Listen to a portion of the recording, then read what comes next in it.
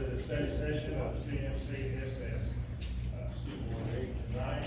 And public participation, I believe we have two speakers tonight, Shawnee Bledsoe and Caleb Bledsoe. Shawnee, please come forward, please.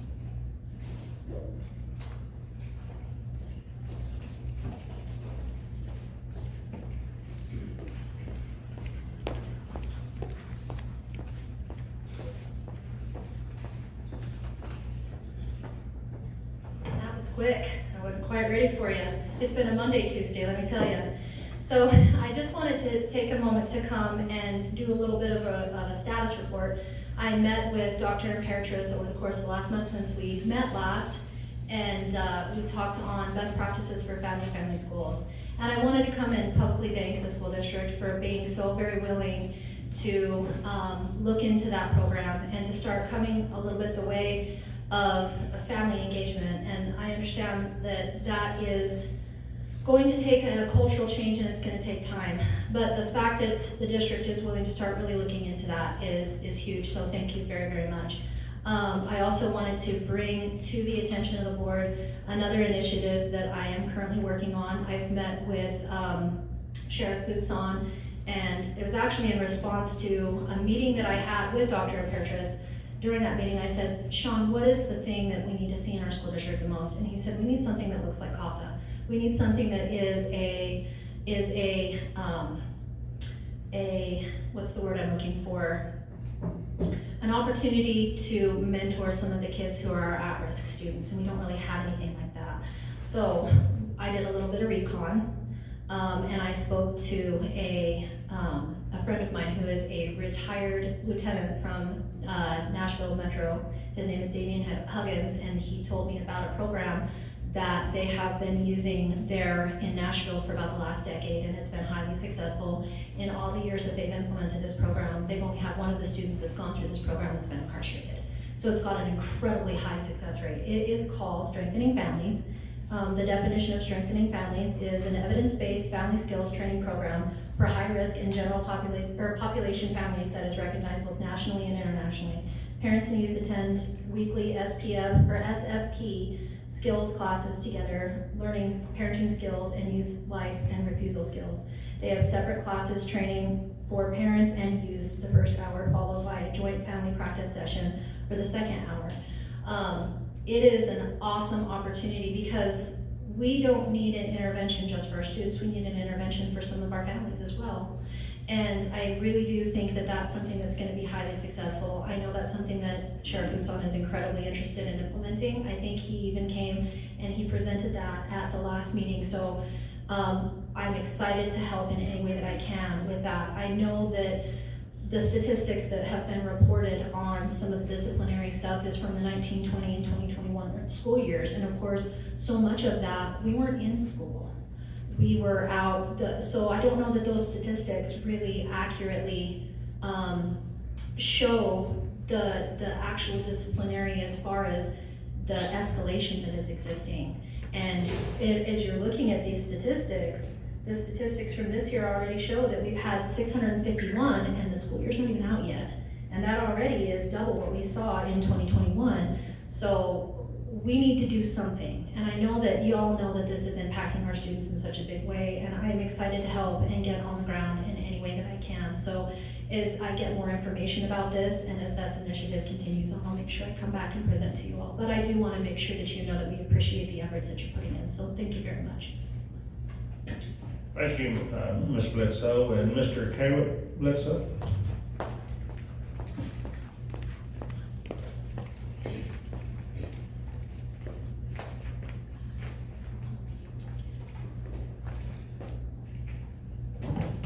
It's a bit of a mouthful. I wanted to talk to you today about student engagement. Last time I spoke to you, I brought up some of the concerns about academic achievement. The school district's response to those concerns is only half the battle. The other half is coming up with ways to get all of our students engaged. People are more likely to be engaged with something that they have bought into. But how do you get students to buy into school? For the older students like myself, feeling as if we have a voice in the decisions that are made on our behalf goes a very long way. After hearing some of the recommendations by Trustee Griffey, I want to present an idea. I feel that a student advisory committee to the school board would be an effective way to allow our student body to feel as if their voice was heard and have some input. Of course, we would need to make sure that all of our student bodies are represented. I would like to propose that each high school creates a student advisory committee in which student volunteers meet monthly and voice the concerns of the student body. Each student advisory committee will elect one representative to attend the school board meetings. Representatives will rotate presenting at school board meetings to give each the opportunity to bring concerns to the school board's attention. This also allows for our schools to highlight some of the awesome things that our students are currently achieving. They will then report back to the committee what was discussed at each meeting, allowing our students to have a better understanding of how our school board represents our district. Each report can also be put in the school newspaper and a designated social media to circulate the information. This both prepares students for civic engagement and it generates a sense of ownership for all students involved. I believe that if this is a district-sanctioned student organization, each high school will rise to the occasion and help promote it. There are plenty of strong leaders in each of our high schools. I think that the leadership opportunities that this presents will appeal to those students in significant ways. COVID protocols changed our sense of community, and we need to do everything we can to get that back. So let's use this as an opportunity to create a legacy of highly engaged juniors and seniors for years to come. Thank you very much for your time. Thank you, Mr. Bledsoe. This board will not allow profane language, threats, loud comments, or excessive noise from the floor. Disruptive persons will be asked to leave the meeting room in accordance with Tennessee Code Annotated 39-17-306. Any person who acts to prevent, obstruct, or interfere with any lawful meeting of the CMCSS School Board, physical action or verbal utterance shall be warned by the chair, vice chair, or board attorney to discontinue those actions. Law enforcement may lawfully remove any person from the meeting who refuses to cease his or her acts of preventing, obstructing, or interfering with any such meeting. Item number 2, surplus property. First read, Dr. Huff. Yes, thank you so much, Mr. Vice Chair. Board members, you have in front of you a list of surplus property from custodial and warehouse manager, and it lists the things that we'll be disposing of as far as our equipment supplies that will be disposed. In accordance with our policy, we're recommending to the school board that these items be declared surplus and sold by public auction through an online site which only serves governmental agencies, recycle for minimum funds through a local recycle center. And the list of the equipment is in your packet. Thank you, Dr. Huff. Item 3, safety and security measures. Yes, sir. This evening we have our safety team here to share a report, CMCSS safety and security measures, and we will begin with Ms. Emily Bowers. Good evening, board members and Dr. Huff. My name is Emily Bowers. I'm the safety and health specialist for the district. Myself and Lauren Richmond, our safety and health coordinator, are going to be going over some of the safety and security measures that we have in place in our district. So here's some of the topics that we're going to be covering, and it's just going to be a summary of each of these topics. So the first one I want to bring up is our CMCSS Emergency Management Plan. This plan is reviewed yearly with first responders and law enforcement. So all of our schools have access to this plan, the school safety team members, also 911 dispatch, the sheriff's department, and CPD as well. It gives them different scenarios that could occur in their building and how they would respond, and other resources.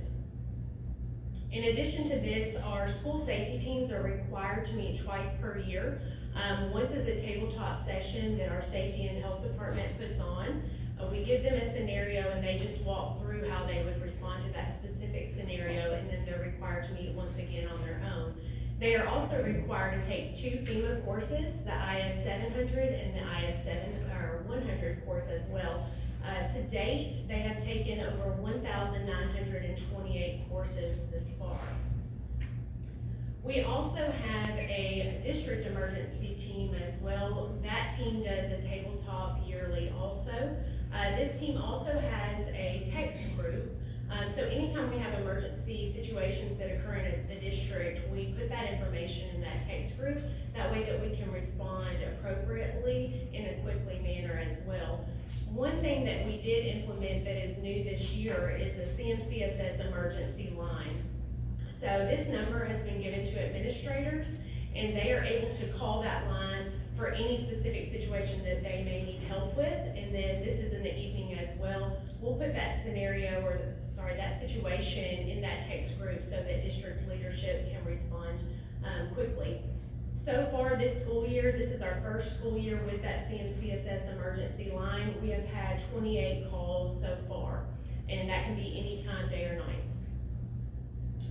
This is a quick view of our standard response protocol that we follow. This comes from the I Love You Guys Foundation, and it just goes through those emergency responses that we use in our schools, such as the lockout, lockdown, the hold, the shelter, and the evacuate. This picture to the right is our office and classroom flip chart guide. This is also required to be in all of our school classrooms along with our emergency maps that has the standard response protocol on this. And it goes through specific scenarios that could happen in their building and how they could respond as well. In addition to that, all of our employees are required to have the employee badge on them. That badge includes an all-call card.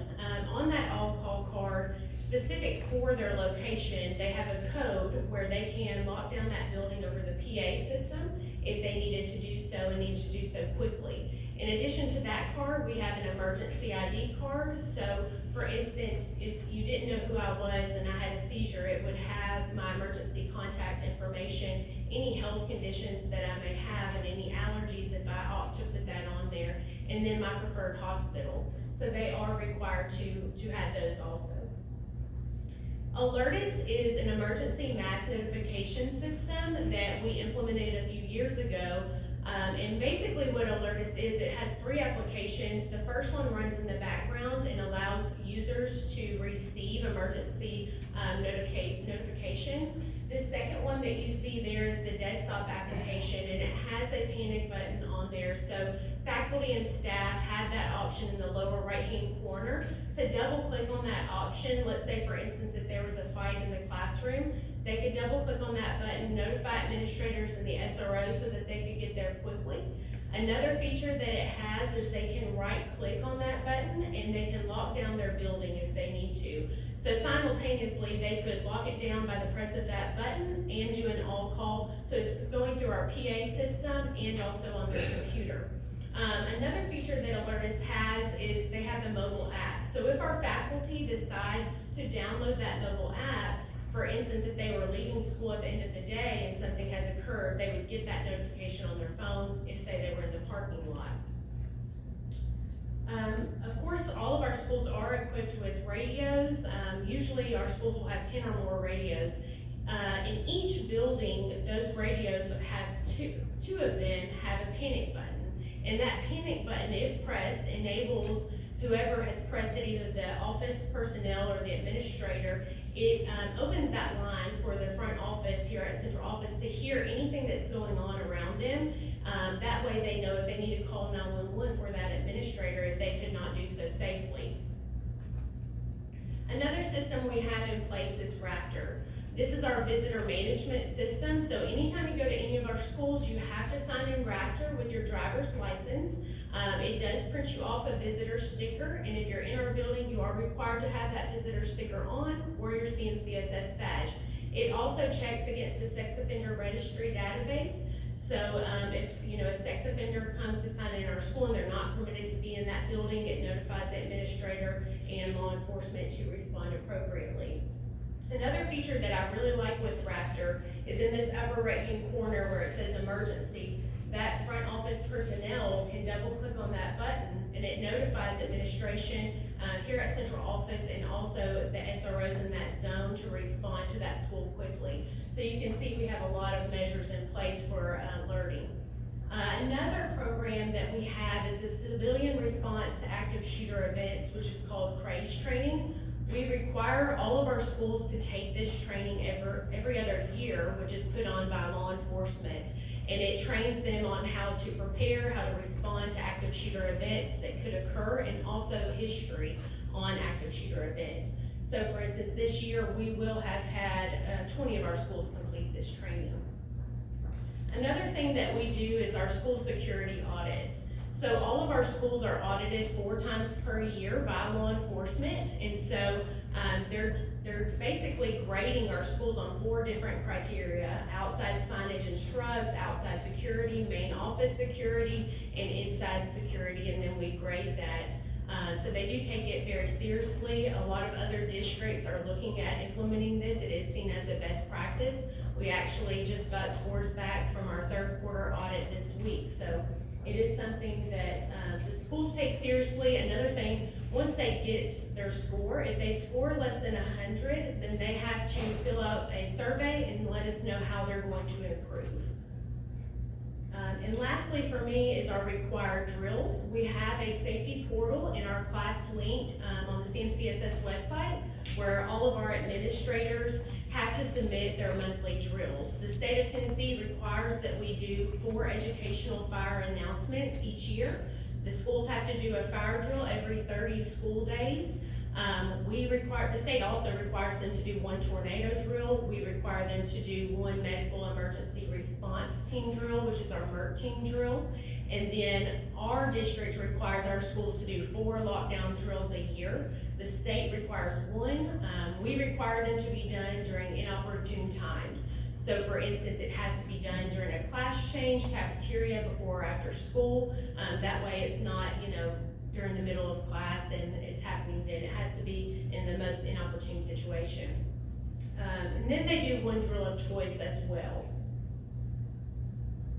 Okay, I think I've covered it all. I'm gonna go ahead and turn it over to Lauren Richmond, our Safety and Health Coordinator. Thank you very much. Thank you, Ms. Myers. Any questions of Ms. Myers before she leaves?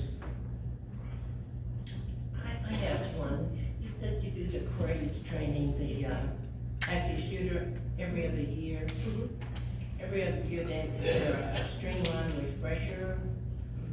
So currently, our SROs are teaching them in our schools, so the school takes it every other year. They do an active threat plan video that law enforcement help us create. So all of our schools, I'm glad you bring this up because I meant to mention that, but all of our schools are required to watch that video, and it goes over what to do in those situations. And it's not just the faculty, it's also the students as well that are required to watch that video 4 times per year, excluding elementary students. They do not watch the video.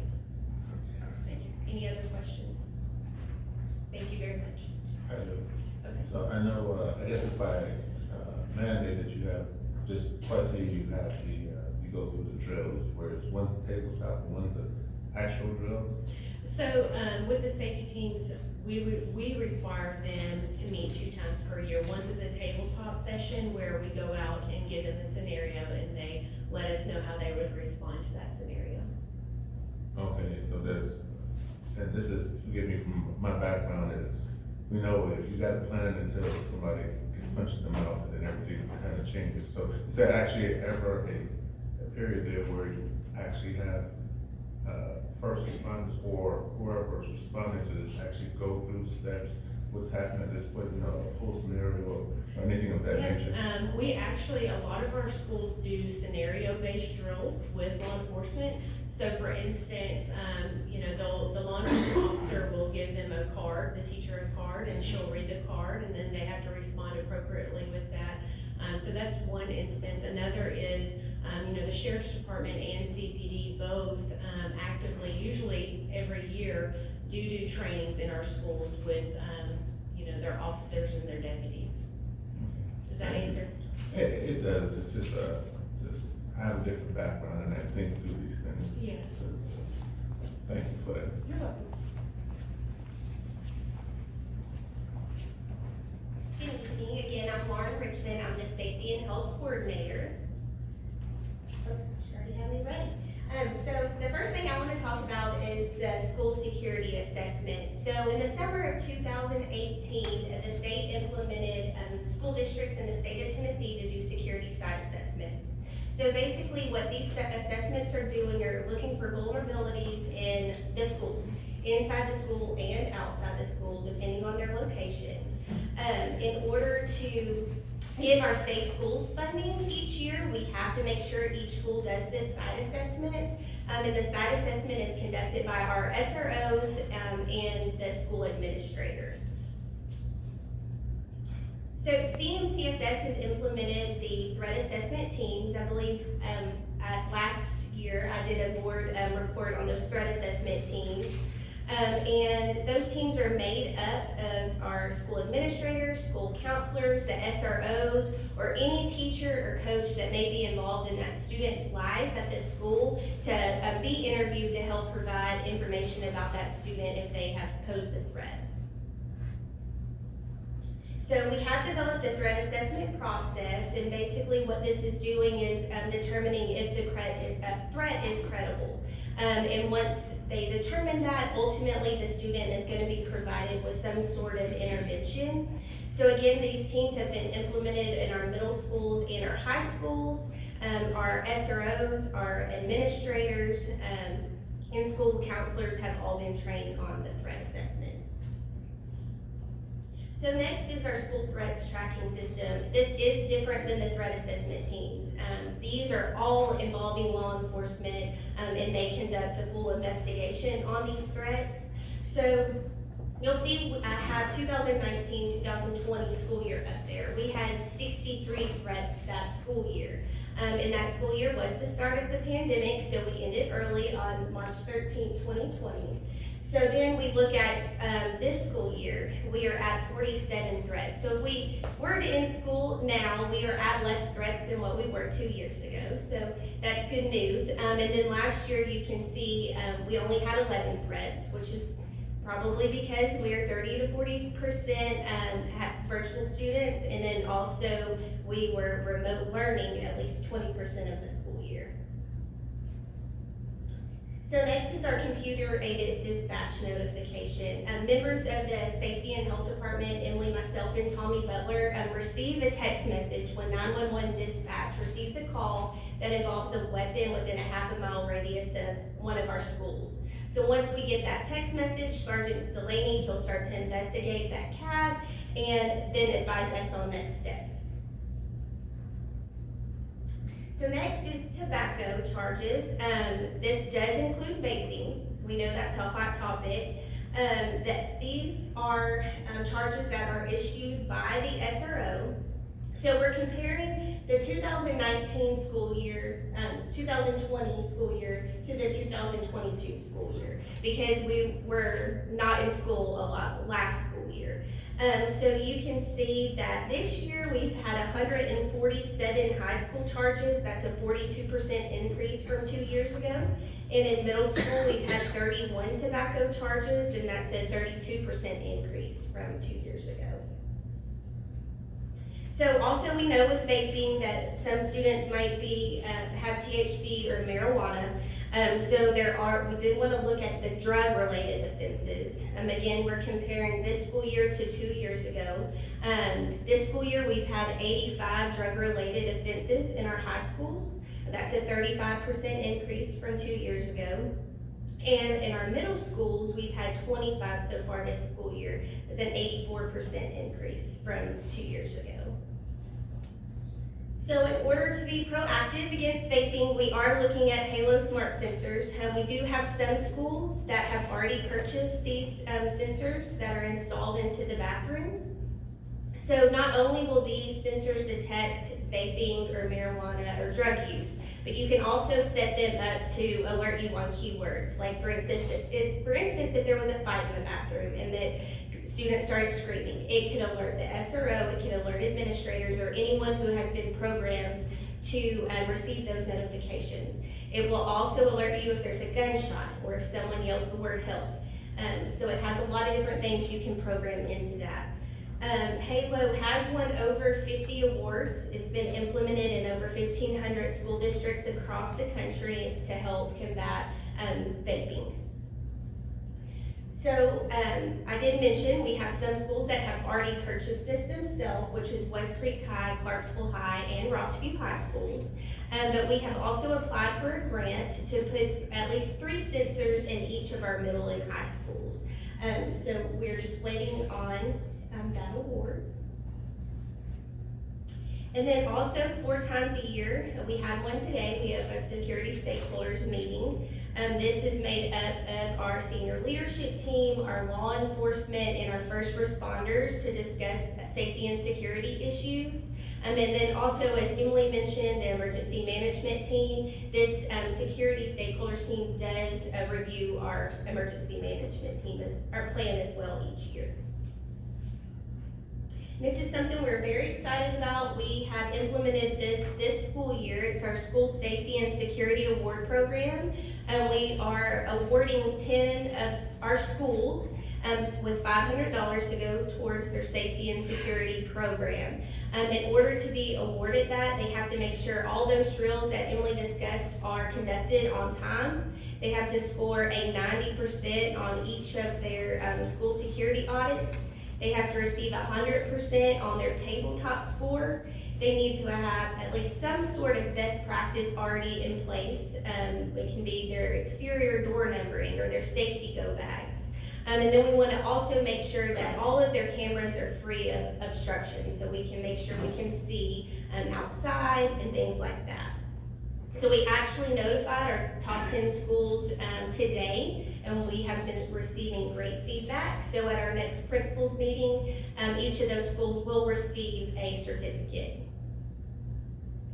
And lastly, is Storm Ready. During our 2019-20 school year, we applied to be a Strong Ready district. And we had the National Weather Service tour each of our schools to make sure that our students were sheltering in place in the best locations throughout the school and help us develop those tornado maps. So we were able to meet each one of those qualifications at each school, and each school did receive that distinction in November of 2019. I think that's it. Is there any questions for me? Yes, ma'am. I have one back, and you might not have this information back on the threats during the school. Is there any percentage of maybe how many were caught that actually did the threats? You know, whether they did it, you know, on computer or what have you, So telephones? the threats with law enforcement, I'm not exactly sure, but we can definitely get that information back with you. Yeah, and again, I didn't mean to catch you off guard there. I just, you know, we see and hear about them, and I know that there are several, hopefully a bunch, you know, caught.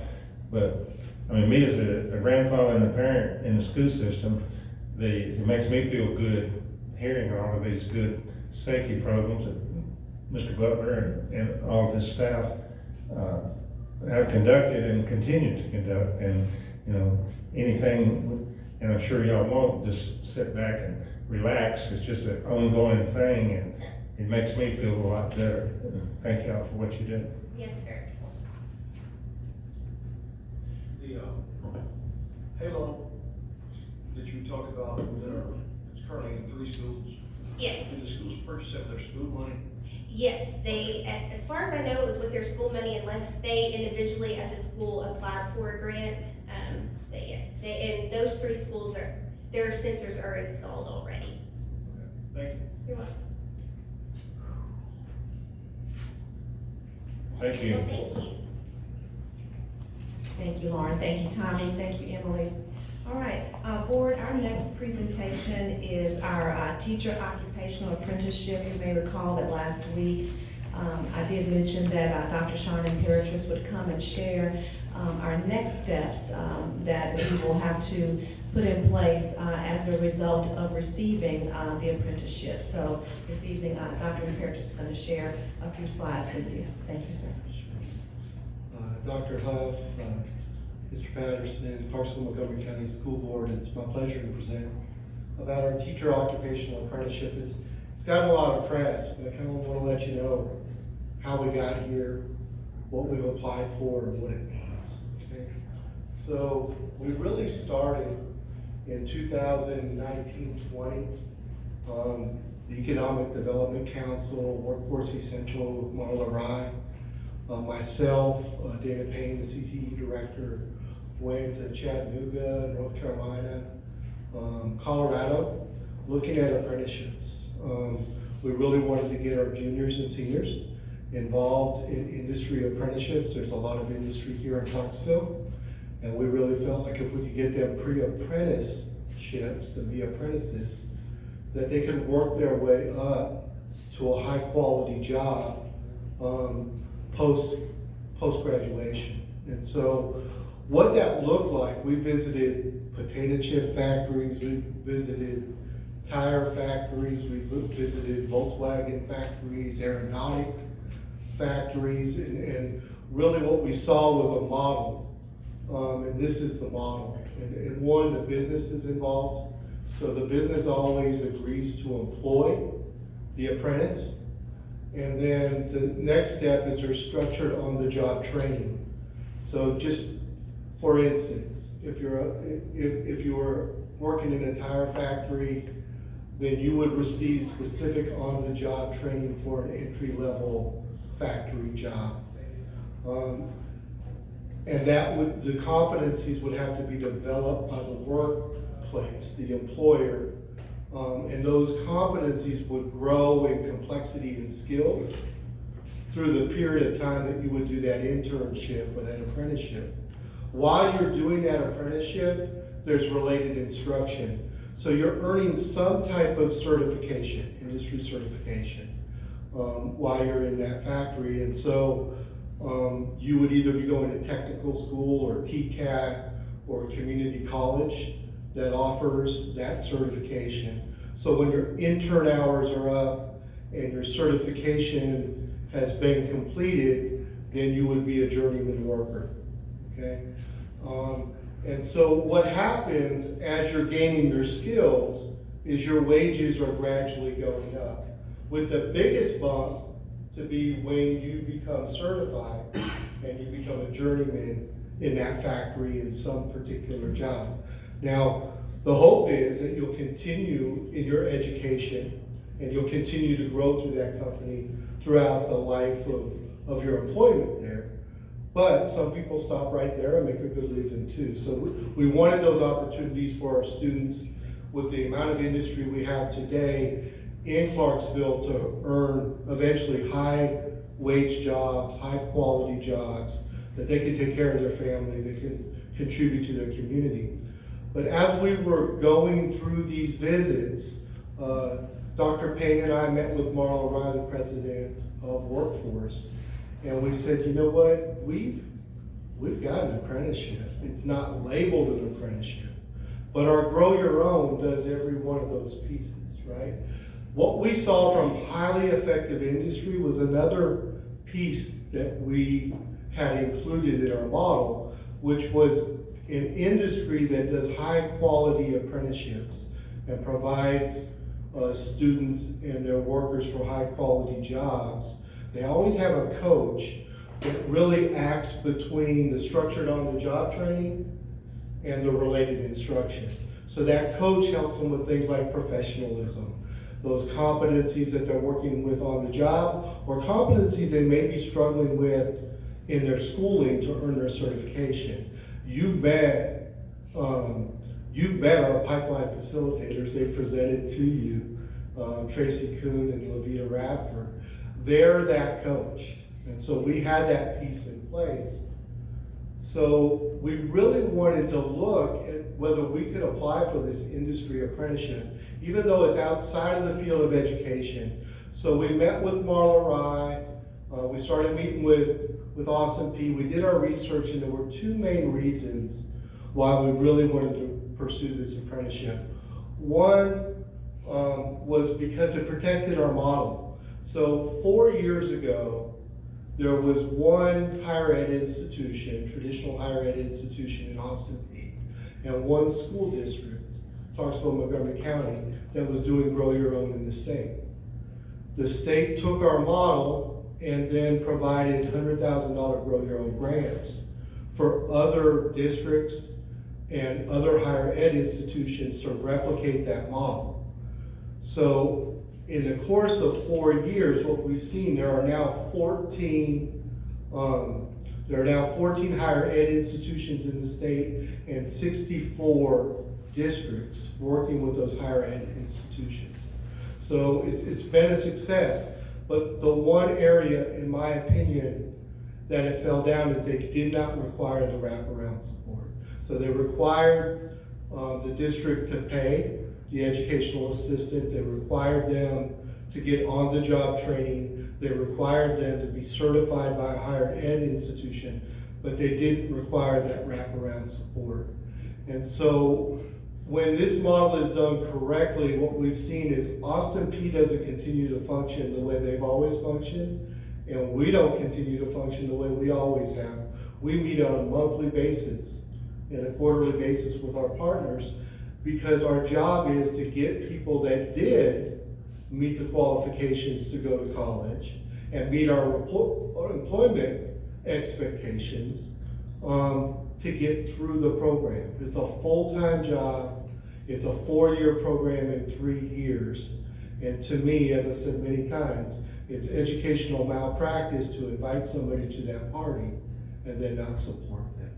So through the tutorials that you've heard Levita and Tracy talk about, any kind of professional issues they may be having, the master teachers following those competencies, we're growing our candidates. We check their grades, we check their assignments so we can provide tutorials. If they're having difficulty, we'll pull them out of their school classroom to get them caught up. Because anybody that experienced college for the first time, when you feel that overwhelming feeling that I can't catch up, it just snowballs. So we want to catch them before they do. But that's not what everybody else is doing. So this apprenticeship model protects that apprenticeship, protects that model. And then there are funding opportunities, quite frankly. There are funding opportunities that relate to the apprentice and relate to the employer. So let's look at some of those funding opportunities. Now, we have 3 cohorts that registered as apprentices over the last 3 weeks. So we have 90-something apprentices. So if any of those apprentices are in a situation where they may be a single parent, maybe multiple kids, or having some financial difficulties, then we can turn them over to Workforce Essential to see if we can get them assistance in these particular areas. So cash aid, which can pay a variety of bills. It can pay housing, it can pay daycare, it can pay transportation, bus pass, gasoline, or if their car's broken and they can't get to work or they can't get to school, it can pay a repair bill.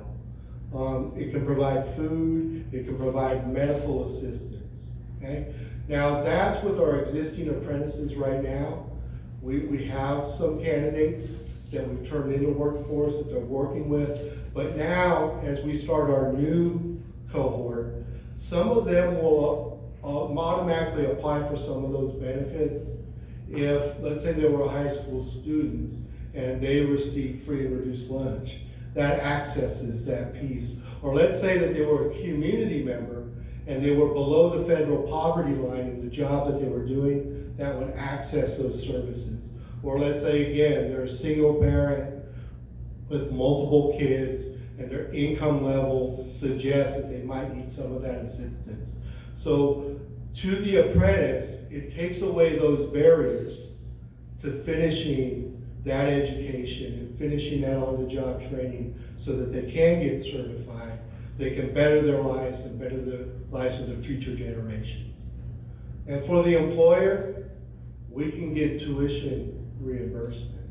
We can get books, we can get training, we can get part of their salary paid for through some of this apprenticeship. So we have funded the apprenticeship with a variety of funding sources. We started out in GP the first year with $220,000 in GP. We've used federal money for mentor teachers. We've used the Grow Your Own grants that came off of our model. We have 7 of those $100,000 grants. We did get some workforce money for incumbent workers during COVID, about $88,000 from Workforce Essential. But now this provides consistent workforce money in relationship to state apprenticeships and federal apprenticeship money. So it's another funding source. But you kind of can't rest on your laurels, right? You have to meet on a regular basis with workforce to see what's out there. It's not one of these once-a-year meetings. We're meeting on a monthly basis to see what we can access because it all changes, right? And what's available one year may not be available the next year. But there may be an influx of federal money. And right now, we're the only game in town. So if a particular region of Tennessee didn't spend their regional apprenticeship money, we can tap into that. And so the Department of Labor can send money our way.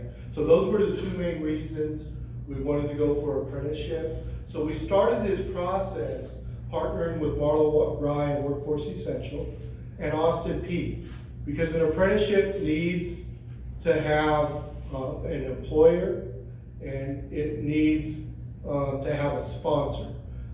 Mostly that sponsor is usually the certified agency. This had been tried during the Obama administration, and it didn't get through to get registered as a Department of Labor. It's a very intense process, and so one of the things you have to do is fill out an application for our instructional department got together to develop those on-the-job competencies. We basically took the teacher evaluation model and we backward planned it for 3 years. And these are the competencies that an apprentice or a resident needs to go through to gradually release instruction to them. So it was based on planning, it was based on pedagogy and instruction, it was based on professionalism.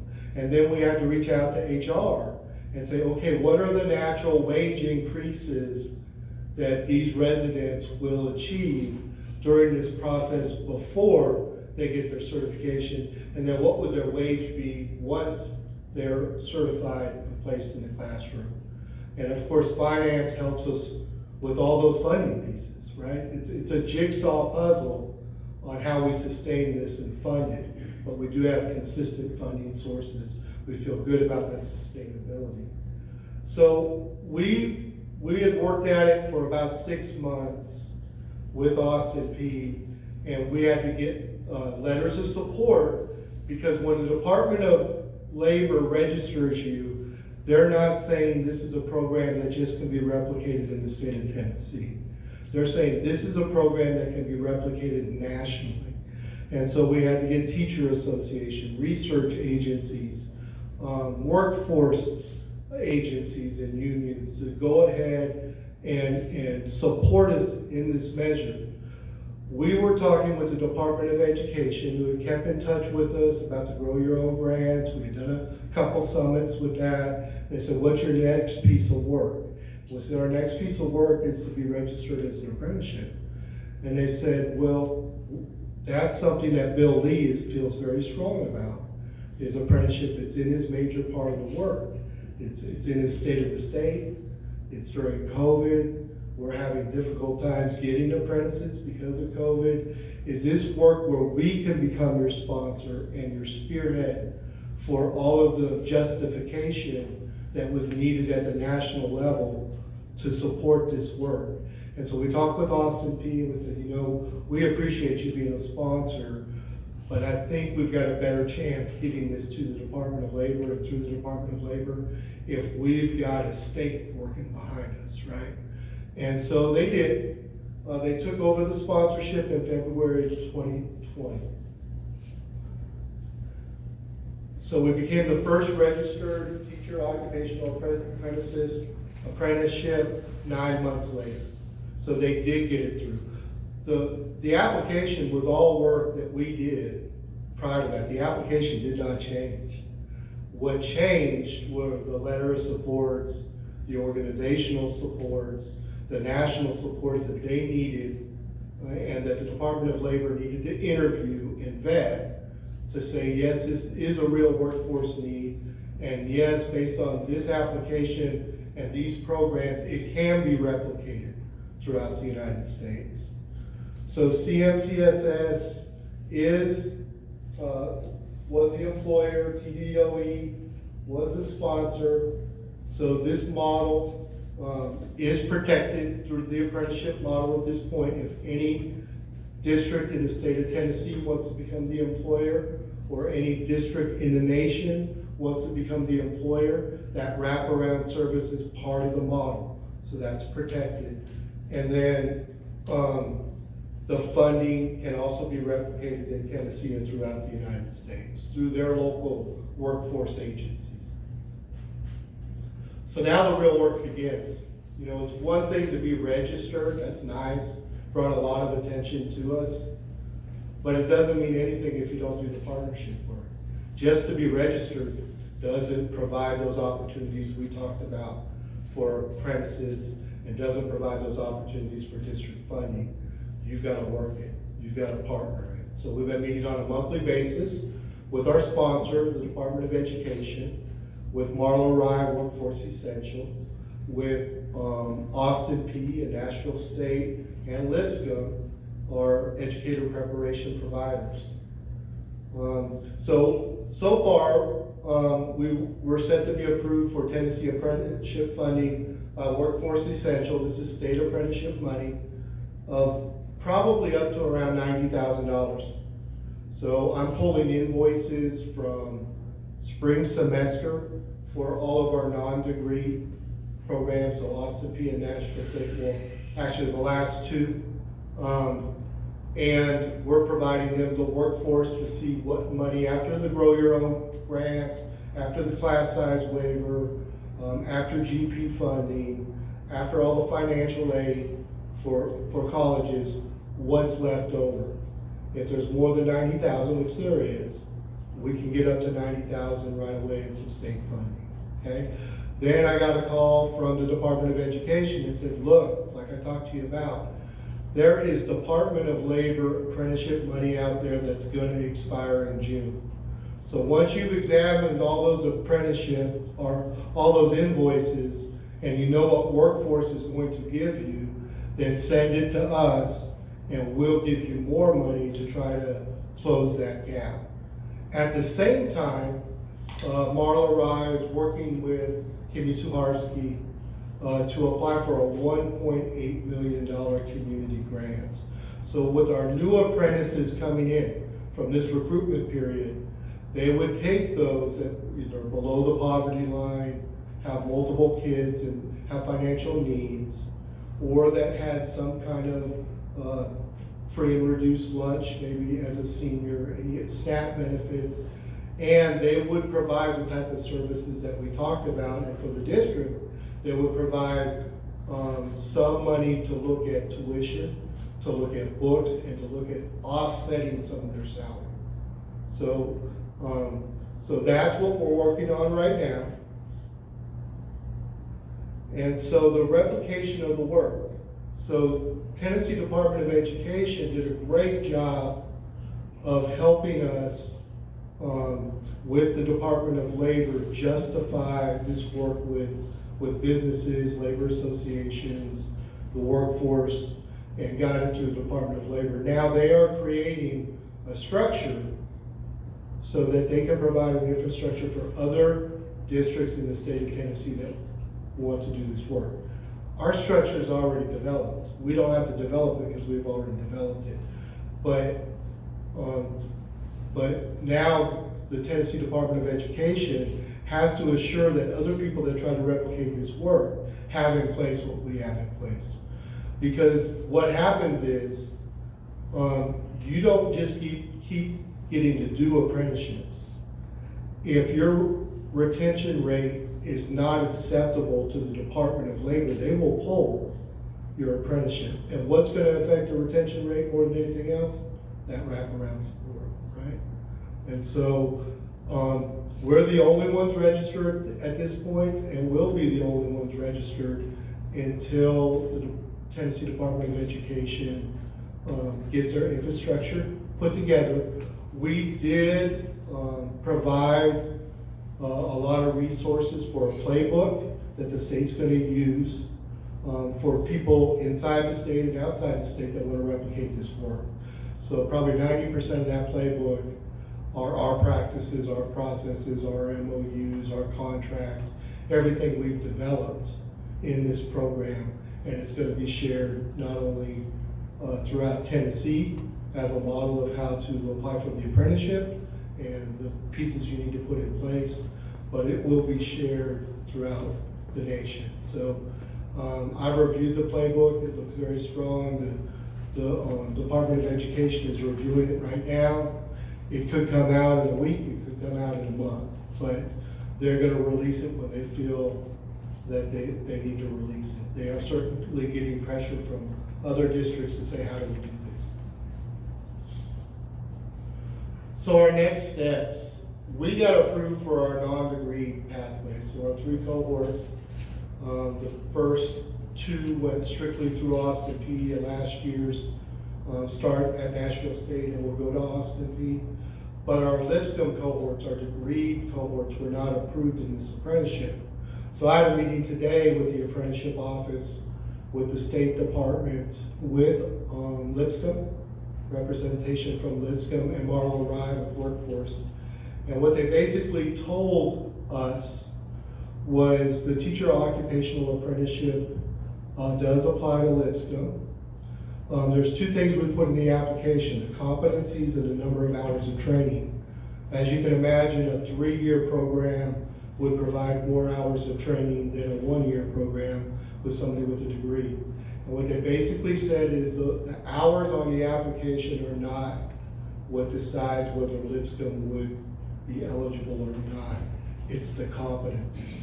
And the one thing that we hold true to is whether you're doing it in 1 year or whether you're doing it in 3 years, those on-the-job competencies are the same.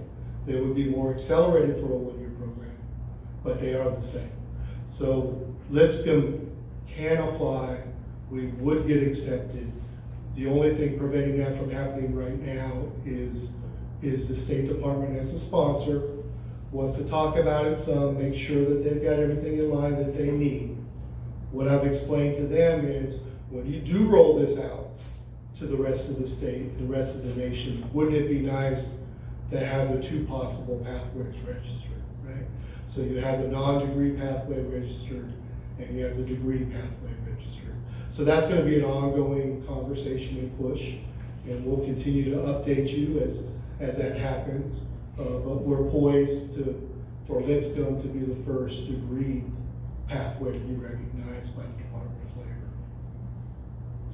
So the one right now that is approved and registered is the Austin P Nashville State Pipeline. These are the ones we're working, the Lipscomb. So this is our first cohort. These candidates started 3 years ago. They're going to graduate August 5th. They're going to a job fair, I believe March 17th, where a lot of them are being picked up at their schools. That's what we wanted. There are a lot of lower socioeconomic schools, but if there's not a spot at the school, then at the March 17th job fair, they'll get picked up. And then the public job fair will be March 24th. So our residents will be picked up before the public has opportunities for jobs. So we're excited. They're going to graduate on August 5th. They have a few more classes to go and a full summer to go, but I know there'll be a great celebration when that first cohort graduates. They are also the first registered apprentices in the United States. And so here are our second and third cohorts that are the second and the third registered apprenticeships in the United States. And I started out with the story about us looking at apprenticeships for industry. And so we've worked real hard for 4 years. You know, we've expanded our technical school opportunities through early technical college. We've expanded to pre-practical nursing as a pathway. We're going to expand to desktop support in computer information technology with Northeast High School. When the new Kirkwood High School is built, it will be a transportation academy, which will provide diesel, light maintenance, mechanic, and logistics. And the desktop support and the transportation academy, we will actually have apprenticeships within our own organization. So where we're at now, what's happened when we've gone out to industry is we're close to an agreement, but the risk management people usually pull the rug out when they know that 17 and 18-year-olds are going to be on the industry floor. There are other states that have worked this out. Ours isn't one yet through legislation. So we said, why do we want to continue to get kind of the doors shut? We need to show that we'll do it in our own organization. So diesel mechanics will be apprenticeships. Desktop support, people which we have a need for, will be apprenticeships at 60% of the technology jobs that we offer. Logistics will be apprenticeships. So we're going to do it in our own organization, and then show the industry around us that we can do it. So if we can do it, we sure hope that you provide those opportunities to juniors and seniors. It will certainly heighten your employment and your workforce, and you will provide them a high quality job and wages so that they can support their family and support this community. Questions? I got two, Dr. Barrett. Is it too late for us to put a patent on our grow your own model? Well, And we'd like to receive some money for each application. well, I thought one of the ELTR candidates said it well when we talked about we were protecting the model. She says that's kind of like a patent, isn't it? So the apprenticeship kind of does put a patent on that work, not where we receive royalties from it, but that the model that was developed, and to be perfectly transparent and honest, we learned that model from Fresno Unified School District, and we learned it from Fresno State and Fresno Pacific. That's where we learned about educator pipeline facilitators, the different pathways. They got a grant to do it, and like a $23 million grant. And that's where we learned it from. But our program's become pretty robust. We have 180 residents at this point. I like that royalties, that sounded good too, but and what is the salary that this first group will start making if they accept it after August 5th? Yeah, so Approximately. the starting is about $40,000 to $41,000. Their range right now as an 7-hour educational assistant, depending on whether they work for us before or not, is somewhere between 20,000 and 27,000, depending on their experience. If they start with us, their starting wage is $20,000 when they start as an apprentice or a resident, and then it has natural increments where it goes up. Could you say that most of the salaries would be more than what they were making before they entered the program? Oh, there's no doubt about it. Many of them are gonna double their salary. Now with the Lipscomb model, the second year, they're actually getting a master's too. So that will increase their salary even more significantly. So, so it's, now I'm telling you though, it's hard work. Phyllis Casebold and her team work day and night to support those residents. Those residents are going year round. It's an intense program. They have to have great resilience to make it through, but they are. And the master teachers at the school level are working with them day in and day out. So there's a lot, like I said, HR signed off on all of those apprentices.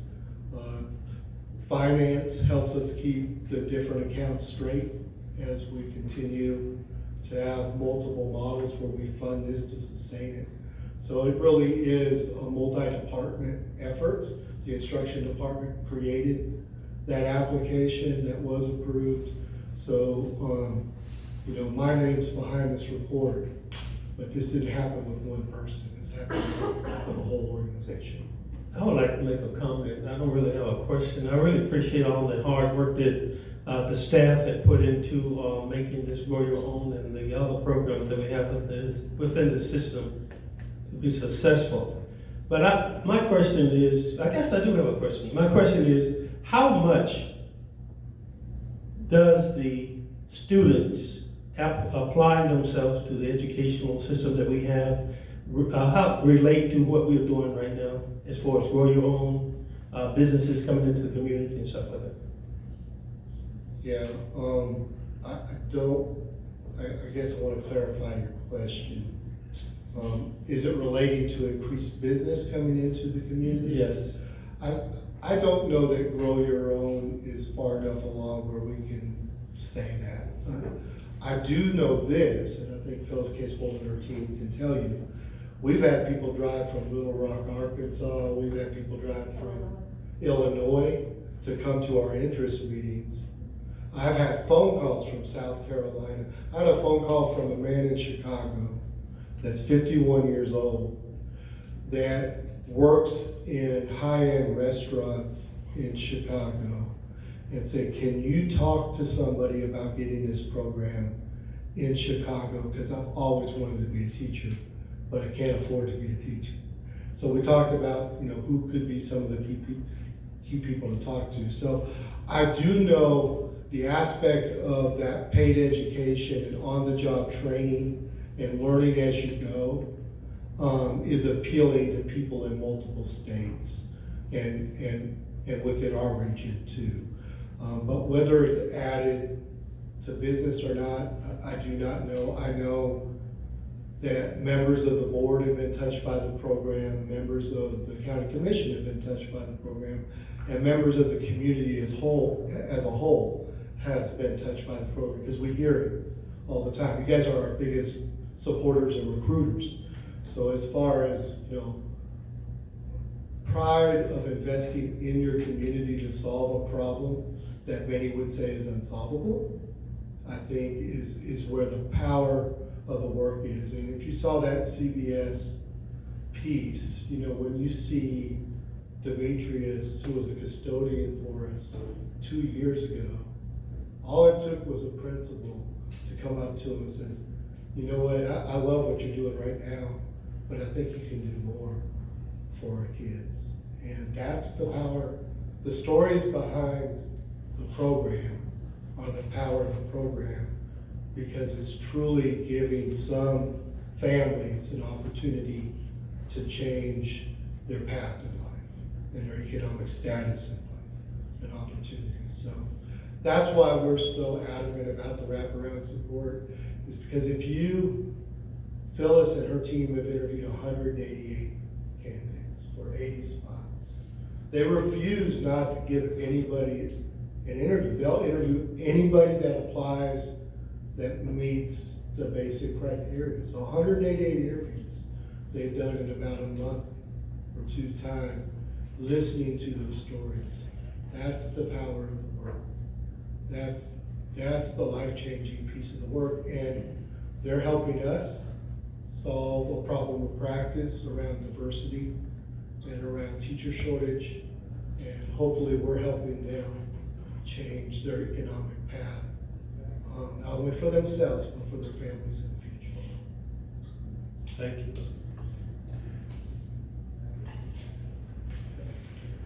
Thank you so much, Dr. Imperatrice. Yes.